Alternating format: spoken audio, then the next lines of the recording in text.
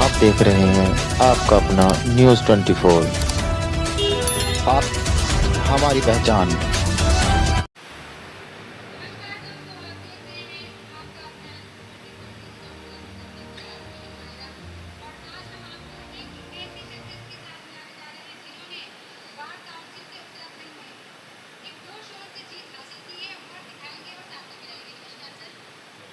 पहले तो हम आपको बहुत बहुत बधाई देंगे जिस तरह से आज आप धन्यवाद। आप सभी के चैनल वालों को बहुत बहुत धन्यवाद। आपकी में अधिकार अधिकार आपका भी है, क्योंकि आपने एक मेरा पहला इंटरव्यू लिया था और उस इंटरव्यू के कारण मैंने अपनी बात रखी, उससे मुझे काफ़ी वोट मिला।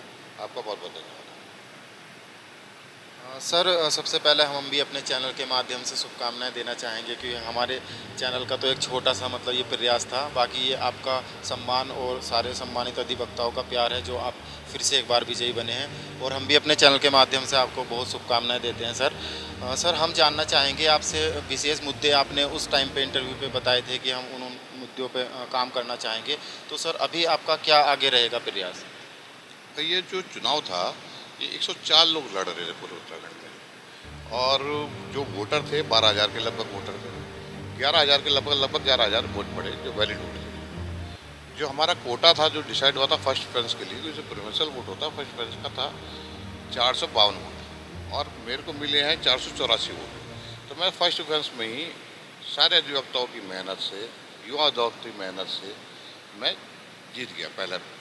और जीत का एक कारण था, जीत का कारण जो मुझे समझ में आया, जो लोगों ने दिया, क्योंकि मेरा विरोध बहुत, जो मेरे साथ में लड़ने वाले, मैं उन्हें साथी कहूँगा, वो लोग जो साथ में लड़ रहे थे चुनाव, उन्होंने मेरा विरोध बहुत किया। कईयों ने ये कहा कि भाई हमें भी वोट मत देना, वो नहीं जीतना चाहिए, वो नहीं जीतना चाहिए, राकेश गुप्ता को नहीं जिताना। उसका मुंह तोड़ जवाब हमारे अधिवक्ताओं ने दिया।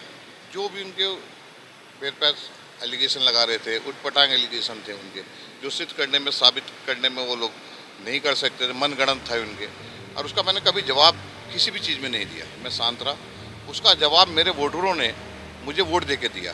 तो आज ये है कि वो लोग अभी वोट के लिए तरस रहे हैं, और मैं आज वोट में सबसे नंबर पर जीता हूँ, सबसे पहले जीता हूँ। ये ऐतिहासिक जीत है, ऐसी जीत आज तक किसी की नहीं हुई है, एक ऐतिहासिक जीत हुई है। जहाँ तक मुद्दे की बात है, मुद्दे मैंने आपको पहले भी बताए थे कि डिजिटल करूँगा, पूरी बार काउंसिल डिजिटल करूँगा, कि किसी को पेपर लेस कर दूंगा। आप ऑनलाइन अपना रजिस्ट्रेशन कराएं, ऑनलाइन आप COP आए, अब मतलब जितनी सुविधा। और एक कम्युनिकेशन गैप, बार एसोसिएशन और बार काउंसिल में कम्युनिकेशन है, वो गैप रहता है हमेशा। बार काउंसिल कोई वो चलाती है, कोई ना कोई कार्यक्रम करती है, कोई उनके लिए कोई योगदान के लिए कोई ना कोई प्रोग्राम रहता है, बार एसोसिएशन तक नहीं पहुंच पाता, वो लोग वंचित रह जाते हैं। तो हम ये कम से कम इतना कर देंगे कि बार काउंसिल और बार एसोसिएशन में कम्युनिकेशन गैप ना रहे। मैं छोटे छोटे कैंप लगवाऊंगा, कि देहरादून जैसे नैनीताल दूर पड़ता है, तो बार काउंसिल का बाबू और एक चपरासी यहीं आएगा, देहरादून बार एसोसिएशन में कैंप लगाएगा। जिसकी जो परेशानी है, जो फॉर्म भरना है, जो फॉर्म उसका रह गया है, वो सब मैं यहीं करवाऊंगा। ये काम मेरी प्राथमिकता है कि मैं इस तरह काम करवाऊँ।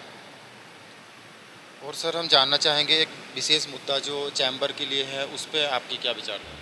चैम्बर का मुद्दा बार एसोसिएशन देहरादून का मुद्दा है, क्योंकि मैं बार एसोसिएशन में ही हूँ, बार एसोसिएशन का मेंबर हूँ। ये बार एसोसिएशन देहरादून मेरी माँ है, तो इसके लिए मैं हर कदम में इनके साथ खड़ा हूँ।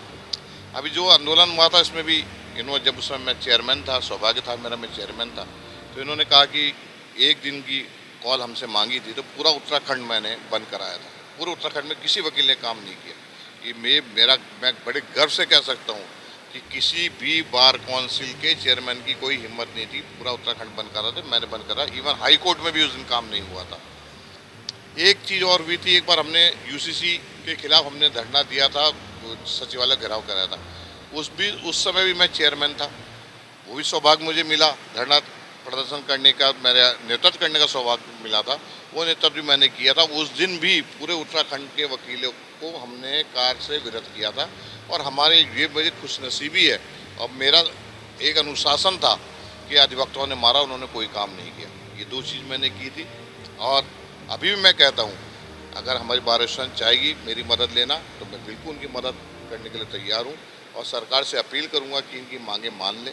नहीं मांगेंगे तो मैं चेताता हूँ उन्हें कि जो आदमी नंबर 1 में जीत सकता है ना, उसकी उत्तराखंड में इतनी पकड़ है कि मैं सारे उत्तराखंड के अधिवक्ताओं को यहाँ सड़कों पर ले आऊँगा।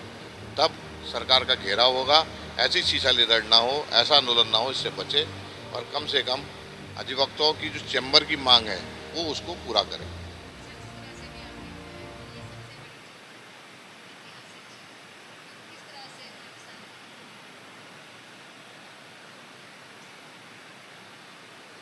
मैं सभी अधिवक्ताओं का सम्मान के साथ उनका धन्यवाद करता हूँ।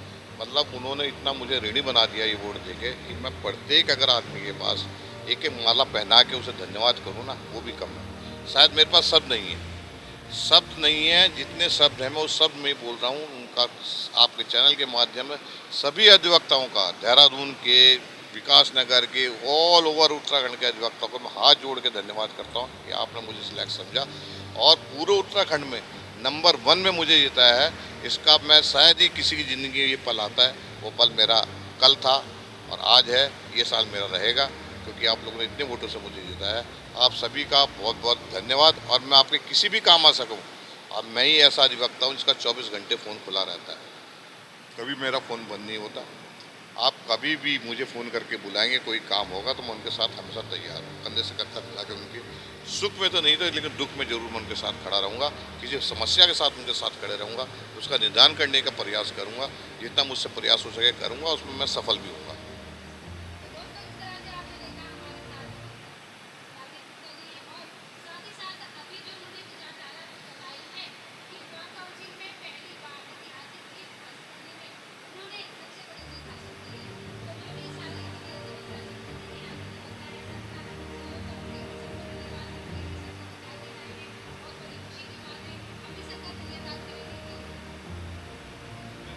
आपका बहुत बहुत धन्यवाद।